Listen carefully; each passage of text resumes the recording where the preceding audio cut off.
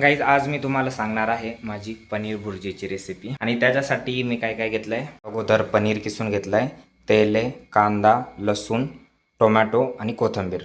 या व्यतिरिक्त आपण टाकणार आहे जिरे, मोहरी, लाल तिखट आणि मीठ। सगळ्यात अगोदर आपण टाकणार आहे थोडंसं तेल। तेल तापलं की मग त्याच्यात जाईल थोडी जिरे, थोडीशी मोहरी। त्याच्यानंतर आपण टाकणार आहे कांदा आणि कांद्यासोबतच घालणार आहे लसूण।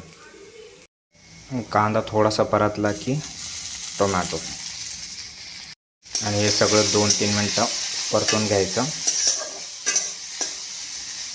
आता याच्यात जाणार आहे थोडीशी हळद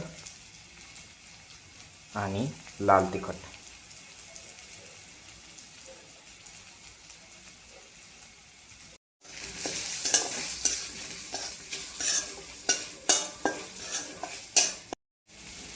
आणि at the last star ingredient आपलं पनीर।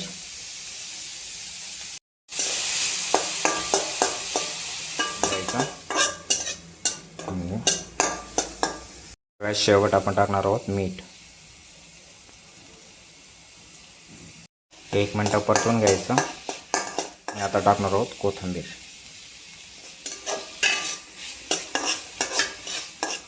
आणि ही आपली पनीर भुर्जी तयार आहे।